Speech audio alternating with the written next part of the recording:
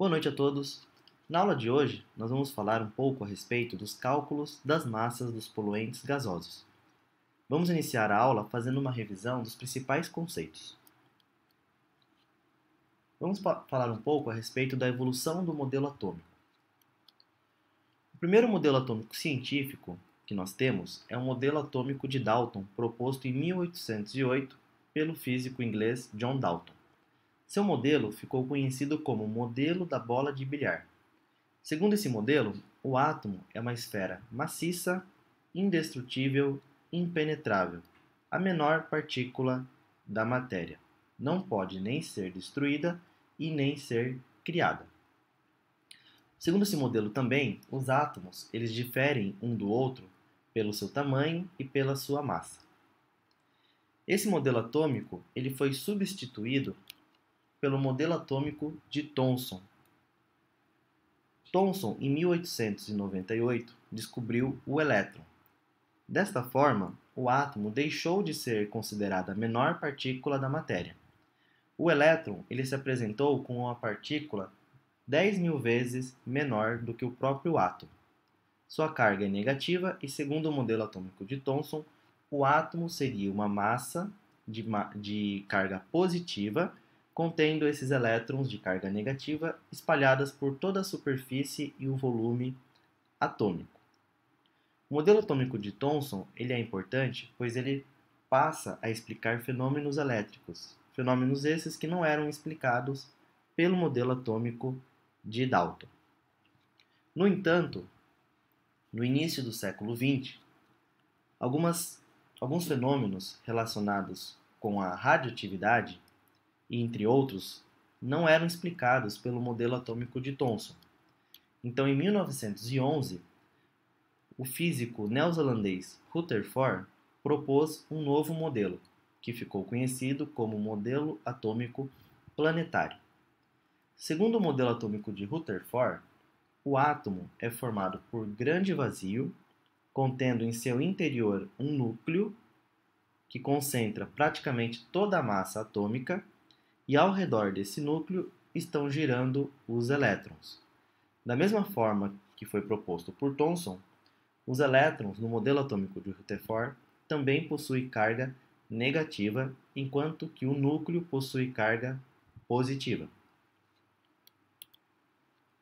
O modelo atômico de Rutherford ele foi melhorado, vamos dizer assim, pelos conceitos propostos por um físico chamado Niels Bohr. O modelo atômico de Rutherford ele apresentava um sério problema. Ele não explicava como que os elétrons giravam ao redor do núcleo, uma vez que esses elétrons eles deveriam se chocar com o núcleo pela perda de energia cinética. Então Bohr ele propôs que os elétrons eles se encontram em órbitas com energias muito bem definidas. Isso fez com que o modelo atômico de Rutherford-Bohr fosse chamado de modelo quântico. Então, segundo esse modelo, os elétrons estão girando em órbitas com energias muito bem definidas, energias quantizadas. Outros modelos também surgiram na sequência, principalmente para explicar os fenômenos da mecânica quântica. Um desses modelos é o modelo mecânica quântica da nuvem eletrônica proposta pelo físico Schrödinger, com a contribuição de outros físicos também. Para a sequência dos nossos estudos, vamos focar no modelo atômico de Rutherford, que ele é suficiente para explicar diversos fenômenos que nós vamos estudar. O modelo atômico de Rutherford, também chamado de modelo atômico clássico, é aquele que nós temos um conhecimento maior, vamos assim dizer. Quando nós pensamos no modelo atômico, é esse modelo atômico que nós imaginamos, por isso chamado de modelo atômico clássico. No modelo atômico clássico, o átomo ele é formado por duas regiões. A borda atômica é denominada de eletrosfera, onde nós encontramos os elétrons que têm carga negativa.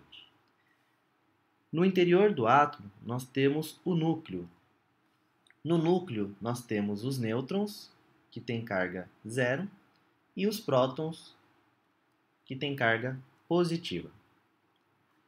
Uma propriedade importante dos átomos é o número atômico. O número atômico ele está relacionado com a quantidade de prótons que um átomo tem no núcleo. Esse número atômico ele é importante porque ele caracteriza um elemento químico. Então, o elemento químico é definido como um conjunto de átomos com o mesmo número atômico. Então, um átomo de um elemento ele difere do átomo de outro elemento pela quantidade de prótons. Por exemplo, o átomo de carbono possui 6 prótons. Então, todos os átomos de carbono vão ter 6 prótons, independente de onde você encontrá-lo. Enquanto que os átomos de nitrogênio possuem 7 prótons. Qualquer átomo de nitrogênio conterá 7 prótons. Se esse número for alterado, o elemento químico deixa de ser o nitrogênio e passa a ser outro elemento. Um outro conceito bastante importante também é o número de massa. O número de massa ele representa a soma dos prótons e dos nêutrons presente no núcleo atômico. O próton e o nêutron eles têm tamanho e massa muito próximo. Então, se um próton tiver uma massa relativa 1, o nêutron também terá sua massa relativa valendo 1. Os elétrons são partículas extremamente pequenas, muito menores do que os prótons e os nêutrons. A sua massa equivale a 1 dividido por 1836 vezes a massa do próton ou do nêutron. Desta forma, os elétrons não contribuem para o número de massa de um átomo. Nós dizemos que a massa do elétron é desprezível comparado à massa do próton e à massa do nêutron. Então vamos tomar, por exemplo, um átomo de lítio.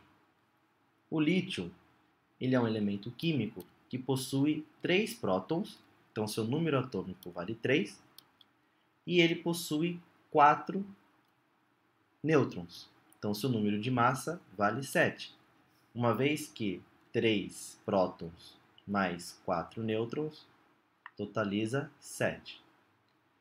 Então, o número de massa representado pela letra A é igual à somatória dos prótons e dos nêutrons de um átomo, que um átomo possui em seu núcleo.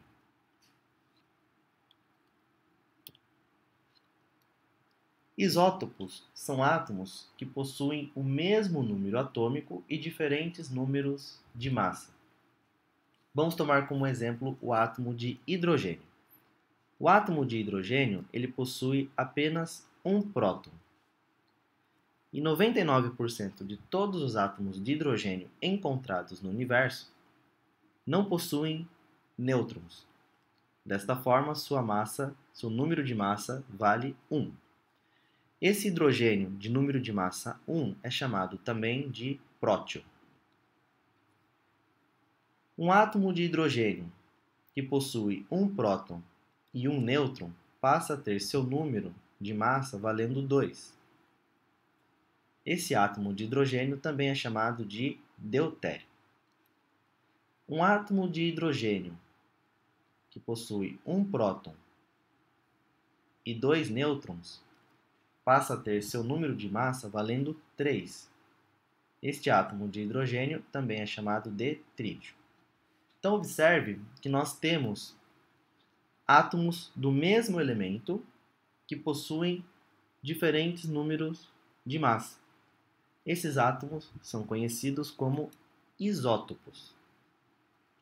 No entanto, a maioria dos átomos de hidrogênio que existem no universo é o átomo de hidrogênio de massa 1, o prótio. Quimicamente, esses átomos não se diferem muito um do outro. Eles reagem da mesma forma, todos eles possuem um elétron em sua camada de valência. A diferença entre eles é a massa. Então, algumas propriedades físicas serão diferentes, mas as propriedades químicas são iguais. Uma outra propriedade importante também são os isóbaros. Isóbaros são átomos que possuem o mesmo número de massa, mas diferentes números atômicos. Por exemplo, o carbono ele tem 6 prótons e pode ter 8 nêutrons. Neste caso, seu número de massa será 14. O nitrogênio ele tem 7 prótons e também pode ter 7 nêutrons.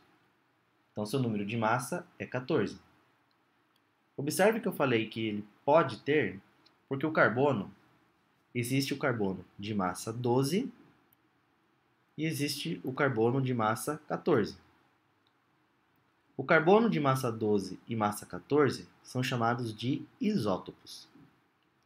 O carbono de massa 14 ele é chamado de isóbaro do átomo de nitrogênio de massa 14.